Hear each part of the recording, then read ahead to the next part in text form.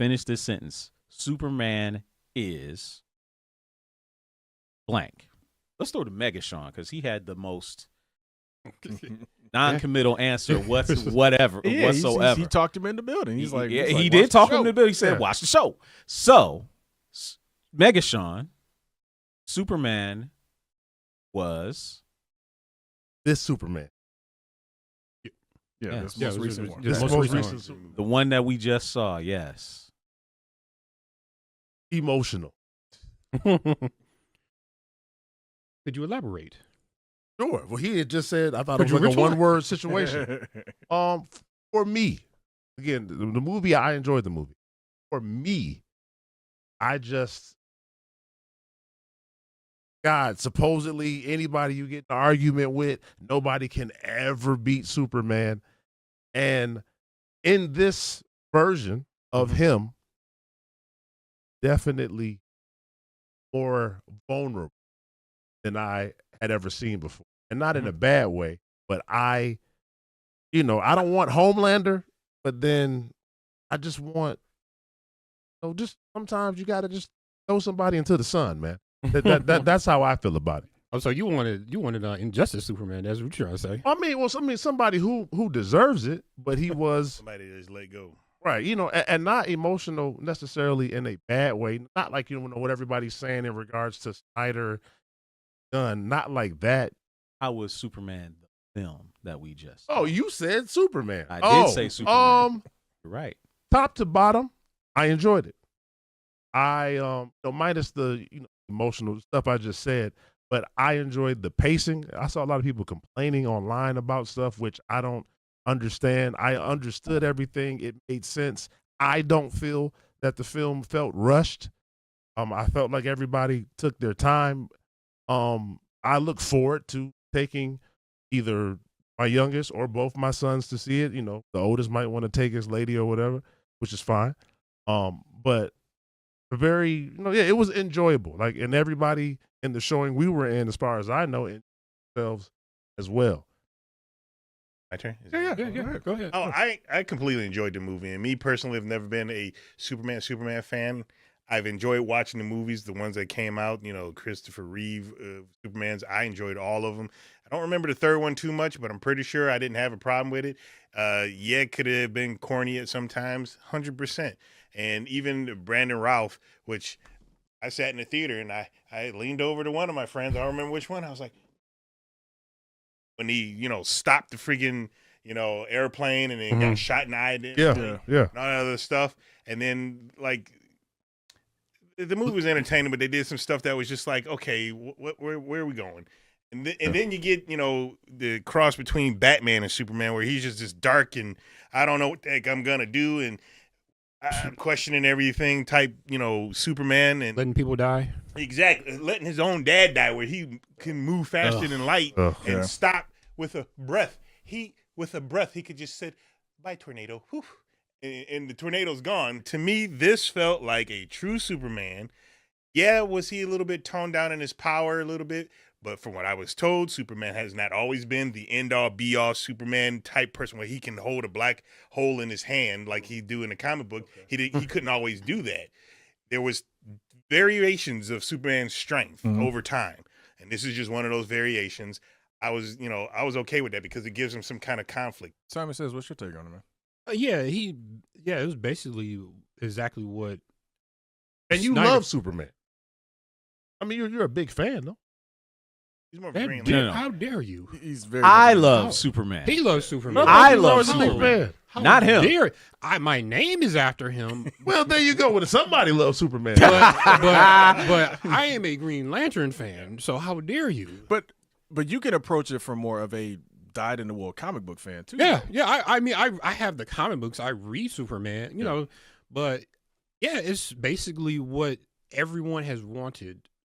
This character. He's basically a symbol of hope that, because I can't even reveal it, but there's a scene. Well, no, this is one of the trailer scenes. I can spoil that part. One of the trailer scenes. I'm pretty sure everyone's seen it, where the kid raises the flag for Superman to come and save them. That's basically what he is. He's a symbol. And everyone is using him as that flag bearer to help humanity. And the funny thing is, between, like you said, Lex Luthor, damn it, I'm trying to not. It's hard, ain't I can't, man. Hackman, man. I'm sorry, man, Hackman, but this Lex Luthor is something else, man. Yeah, He's that one. He's literally that asshole that says, I am smarter than you.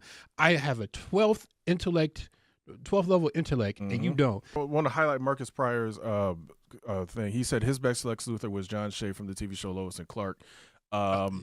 Nicholas Hoult beats him, dude. Yes, he does. Nicholas Hoult beats everybody. Nicholas Hoult is basically like when they, and I hate to even bring up his name. We all know who played him in Superman Returns. His name is K.S. Yeah, KS. When KS was cast, I thought we were about to get what we just got last night. That's correct. I was Yeah. like, Sure. I was sitting there, I was like, Correct. oh, you got the most perfect person to be an evil, maniacal, and they're like, no, play Gene Hackman.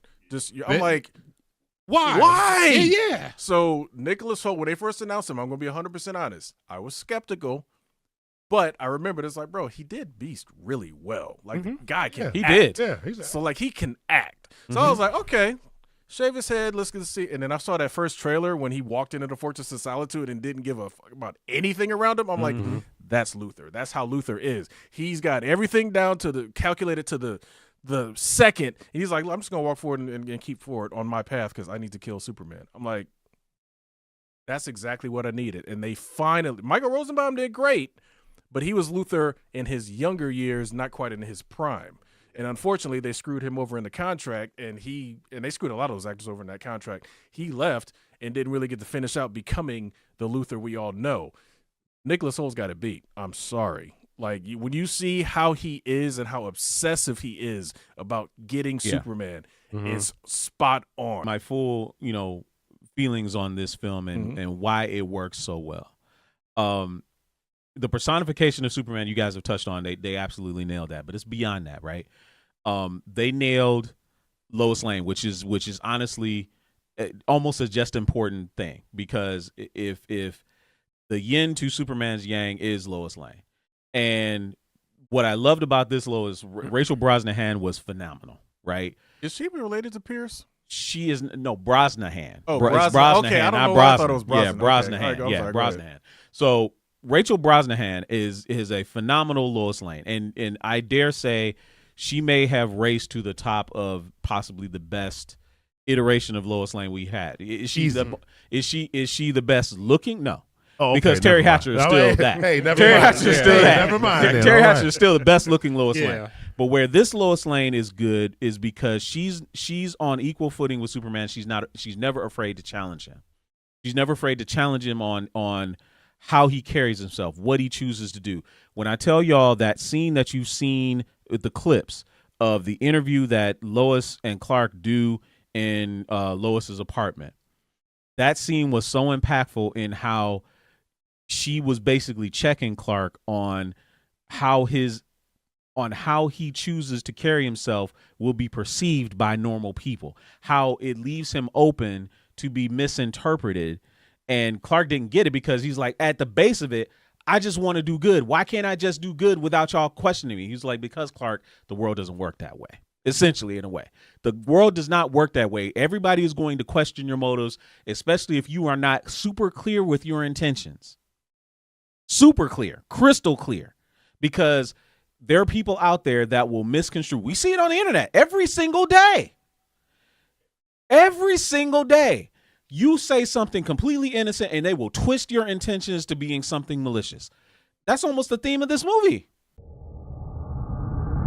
Culture Junkies.